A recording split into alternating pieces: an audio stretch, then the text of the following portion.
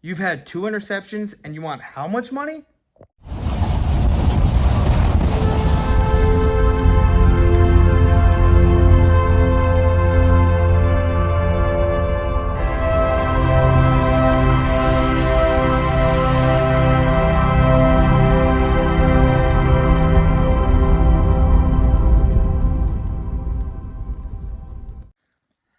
So reports are saying that Byron Jones wants $16 million, or is going to command $16 million. Boy, bye. This man was drafted in 2015 for by the Dallas Cowboys. Okay, played safety for what, 3 years? Last 2 years, converted or went back to playing corner. The last 2 years, Byron Jones has had no interceptions. None whatsoever. 2018, he made the Pro Bowl with no interceptions. Don't know how. Please tell me how that happened, but whatever. A lot of people are saying this is a guy we have to keep. The only way I'm keeping this guy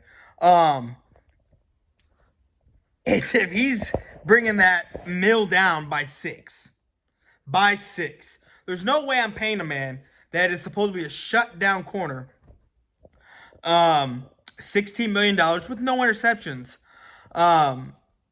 You win games by taking the ball away because that allows your offense to have more opportunities to score the ball. The team who has the more opportunity to score the ball and who actually scores more, name of the game, you win. Byron Jones hasn't done that. Has not taken the ball away in 2 years. And in that year that he took the ball away, he only did it once. And the previous year, he did it one time as well. Byron Jones they say he's a shutdown corner. How? Because when he does get targeted, when the ball is thrown his way, the receiver ends up winning most of those times. I was looking at his metrics for this past season. The best game he had, he was targeted 10 times. He gave it up 40%. That means they converted 4 times.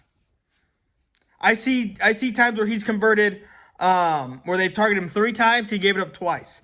Or he wasn't targeted at all. But like I said, when they finally do throw over to his area, Byron Jones gives it up. He does. It's just crazy to me because people sit there and say he shuts down one side of the field. No, he doesn't shut it down. To me, I think quarterbacks are scared to throw it over there. But once they finally do, it's like the floodgates open. And that's just what I see with my eyes.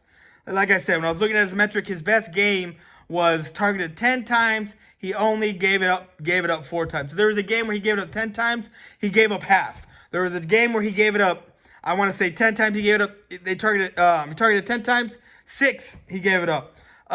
Where he was targeted none. I mean, like I said, and that was against the Lions, where his primary target was Galladay, and then against the Dolphins. Those are 2 games where his side of the field was not targeted. Oh, and Alshon Jeffrey, the first game when he was basically hurt.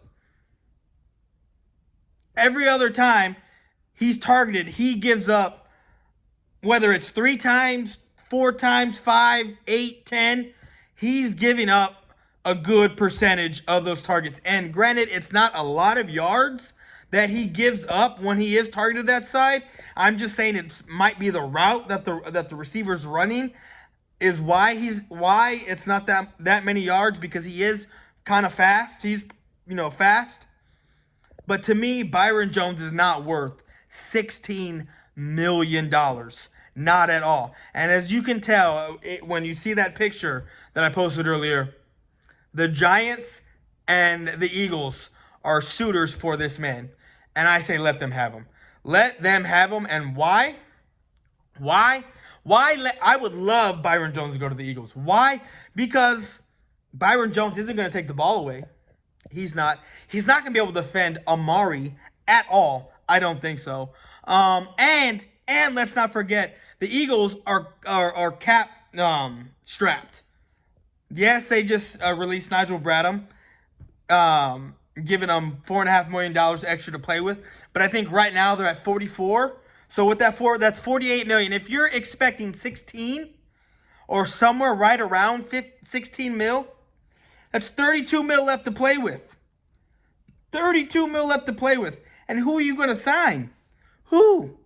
If you sign another guy to a $10 million a year contract, that's 22 mil left to play with, and you still got your first rounder to draft. You still got your draft picks. Come on. Come on. There's no way. I pray to God the Eagles pick up this man. I would just because it'll fuck them over with cap space. I really do. I really hope so. Because these two guys, these two teams, the Giants and the Eagles, will overpay for this man. If it's in the range anywhere of 14 to 17 mil, anywhere in between there, he's getting overpaid by a free agent team.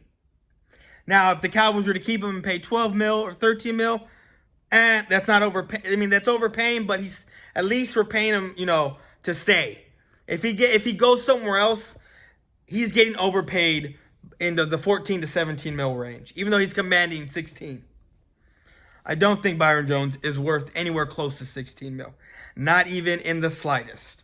So, if it is true, if the reports are true, and he is commanding 16 or going to command 16 mil to keep, I hope the Eagles and the Giants have a bidding war on this man. Because Eagle fans, listen, you're getting a guy that will shut one side down when really no.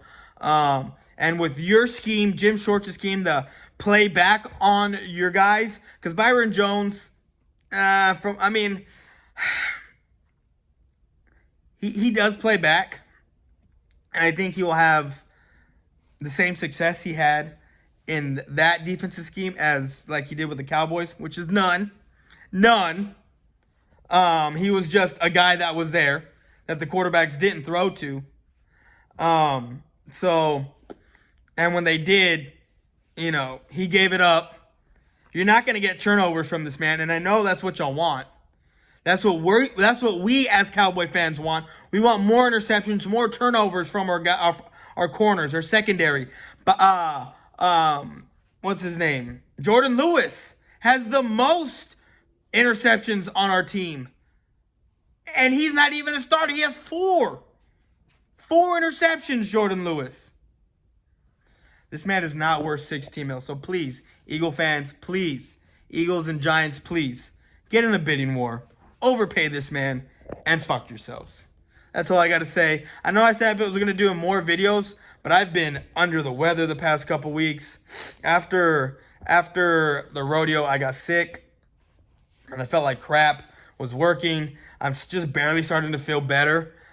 Still got a cough, but it is what it is. So hopefully I can put out more content as these reports are coming out.